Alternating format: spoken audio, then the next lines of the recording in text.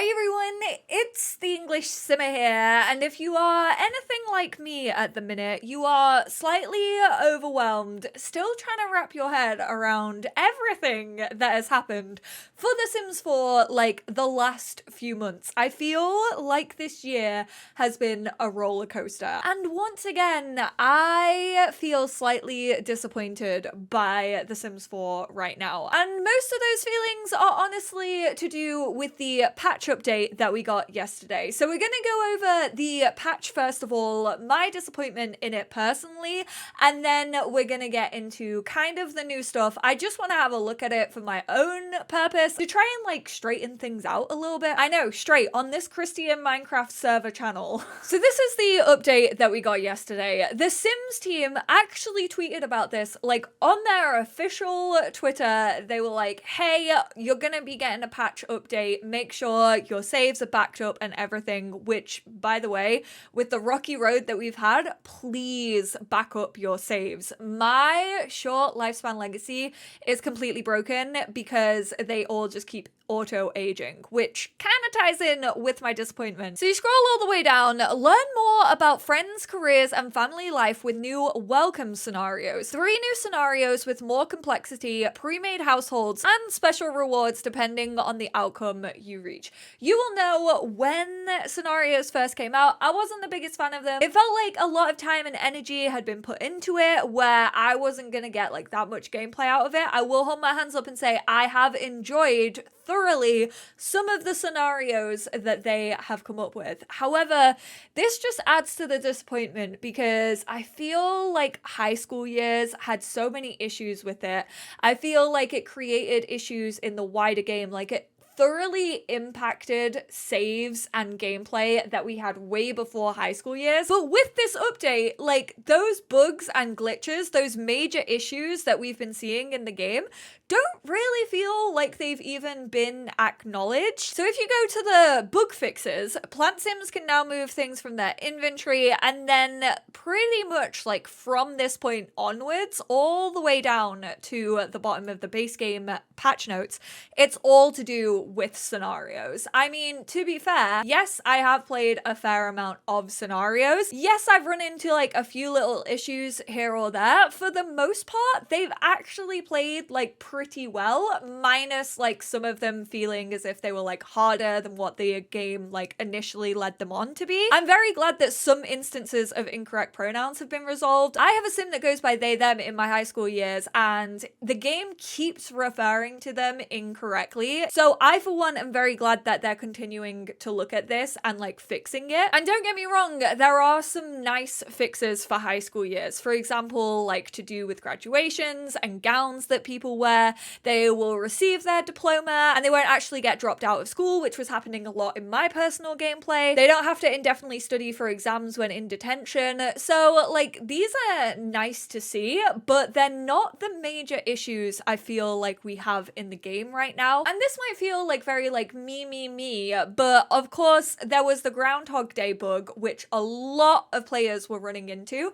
I have heard through the grapevine, I haven't heard this from official sources though, that that's actually a issue caused by mods and custom content. And basically on EA HQ, which is like their help page for all bugs and fixes and stuff like that, it's basically been drawn as a mods and custom content issue. And therefore, if you remove your mods and CC, you repair your game, you have backups, then it should work from that point forward. I had no idea that that was a thing. I really do think, even though it was a mod issue, which is fair and valid, because, you know, mods can't be checked by the team, they can't like see what's going on with mods, they can't download every single mod that every single player has, especially when it comes to custom content on top of that. So you know that when you download a mod, there is a risk that it is gonna potentially impact your game in some way. And if they have come to the conclusion and they've tested it thoroughly that it was a mod that was affecting it, fair and valid. However, because so many players were coming coming across that. I would have thought that they would have talked about it in this patch update. I think this is one of the biggest problems when it comes to like communication and transparency when it comes to The Sims 4 is things are all over the place. There's not like one specific official channel where things can go. Usually I'm the first person to say, hey, if you want to find out more extra info, like news about this upcoming pack, the Sim Guru's very active on Twitter. If you want the latest news, I would highly suggest following them. I would highly suggest following the Sims official account over on Twitter for like pack releases and information when it comes to that. And whilst I love the gurus being on Twitter and having that relationship with the community, I do feel as if it waters things down far too much. Because I run a Sims channel and I can't even keep up with like all of the information, all of the news that's out there about bugs, glitches, what's been fixed, what's a mod issue. And I feel like you have it coming from like Sim Guru Nick sometimes, which I think Nick does an amazing job of like replying to people and talking people through problems and things like that. But when it's there and then it's also on EAHQ and then you get a patch notes that doesn't really like go over any of the major issues, it's just like I would have preferred them to acknowledge this. I only heard that it was a mod issue through somebody else within the community. So I really do think they need to start like translating that to the wider community through their official channels rather than just on the EAHQ. Because the last patch notes that we got for The Sims 4, which was actually the emergency fix for the aging glitch, this was on the 2nd of August, so almost a month ago now. It says Sims with a short or long lifespan no longer become younger or age dramatically when leaving Create a Sim. I still have this bug in my old saves. My short lifespan legacy, which obviously I am using a short lifespan, has been affected by this. And I've been trying to figure this out. People have said to me, oh, well, like if you didn't load up that save like whilst the glitch was about, then it will still work. So I spent hours the other day going back, finding my save file from like early June, way before this glitch ever existed.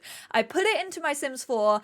I literally hit play on the family. I didn't go into Create a Sim or anything like that, and they all auto-aged up, minus one sim. So yes, this might be fixed, but it doesn't say that it's for new saves. It doesn't not say that it's not for old saves. I am so confused at the minute. Like, my game is still broken, and that's what I mean by like, this might sound very like me, like, oh, my game is broken, look at me, Sim Gurus.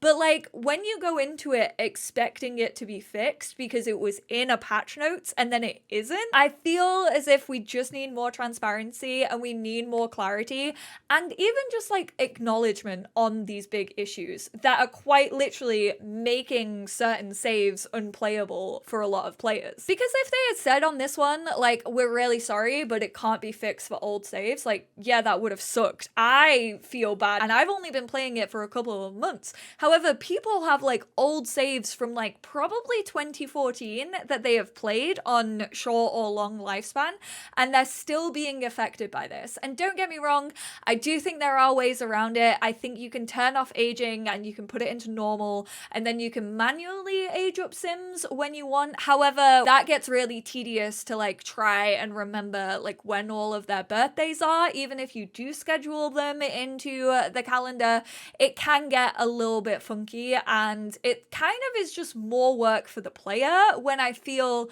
like it should just work. I wish that if it weren't able to be fixed for old saves, they kind of just came out and said it. Because like I said, I'm hearing all of this through the grapevine of the community. However, I've tried to find confirmation like from an actual guru, from someone who works on the team, from a developer, and I haven't been able to find it. So if you can steer me in the right direction, this video, it's just a plea on how I can save my short lifespan legacy. And then that wasn't the end of the news that we got yesterday. The Sims team actually tweeted, up your child Sims closets with trendy patterns and colourful fits, or relax into sophisticated desert-style furniture with the Sims 4 first fits kit and the desert looks kit. So the first fits kit, which is for children's Sims, that's available September the 1st. 1st.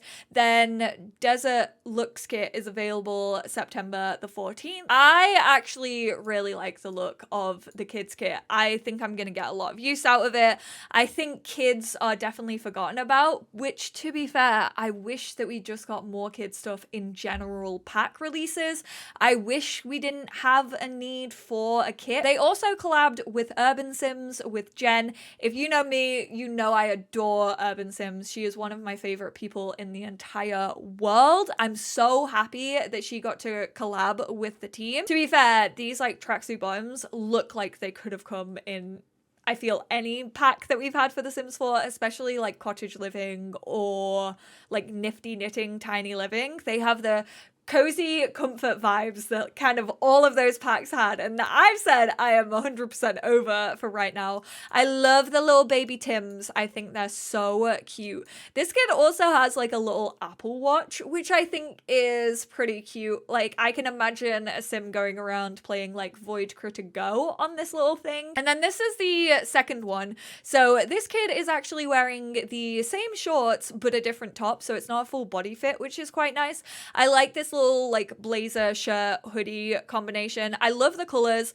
You know that these are going to be my new go-to shoes. Ever since we got the Paris fashion, I forgot what it's called, the last like Create a Sim kit, I think it was, I've been using the trainers in that repeatedly, the ones that look like the Nike Dunks, and these are now going to be, along with the mini Tims, are going to be my go-to shoes for kids. And this is what I mean by I hate how we have to have a dedicated kit to like kind of give us new clothes for the kids.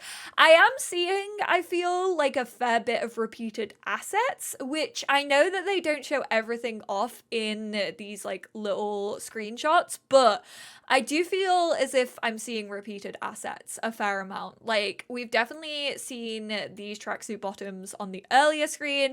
It looks like we're only really getting 2 pairs of shoes, which is slightly disappointing. This dress is cute. You absolutely know this little backpack is gonna be attached to the top, although, yeah, these two are different because this has like a little thing around like the neck, and this one with the girl on the monkey bars actually doesn't have it. These do feel quite similar to one another. I do think I'm gonna get a lot of use out of this kit. Also, we get a new beanie, which I'm a massive fan of. I use beanies so much. The Snowy Escape one and the base game one are pretty much on every single like cold weather fit that I put on my Sims. I like these glasses. This kid is actually wearing something a little bit different. So we have these kind of cargo pants. I don't know what cargo pants vibe we're on at the minute, but I feel like we're getting so many of them.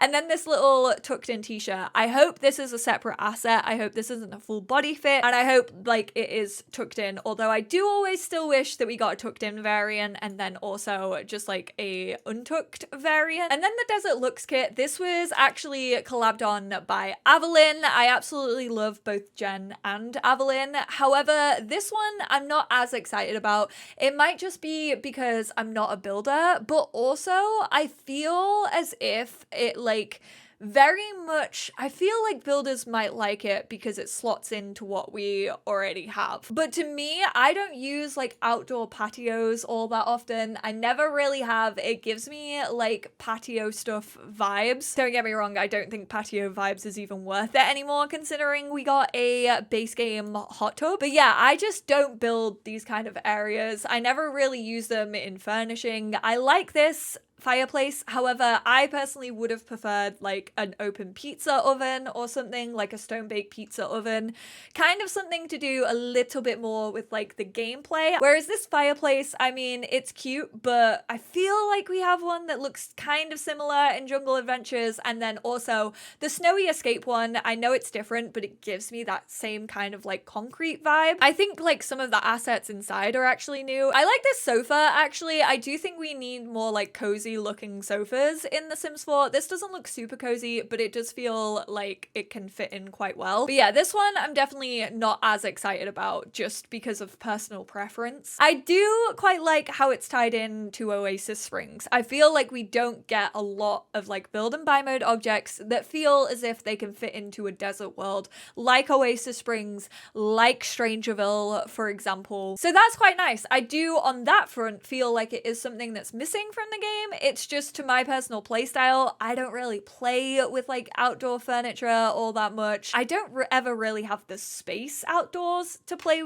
this kind of stuff. So there we have it. I hope this video was helpful in a way, although I do feel as if I am as confused as the rest of the community right now. I really do hope that there is some more clarity on like the big issues that people are facing, because I don't think it's fair. I will say though, I am happy to take my mods and custom content out of my short lifespan legacy save and like repair my game and go through the motions of trying to fix a save file to see if it still has issues. I currently feel like everything's a bit too diluted over too many different sorts of channels, and I would really just love like one place where we could see the issues, see what was being done to like fix them, steps that were being taken, even if they can't be that transparent, just like acknowledging that they're still working on them, which didn't happen in yesterday's patch notes. But thank you all so much for tuning in. I hope this video was helpful, even with all of my endless mumbling.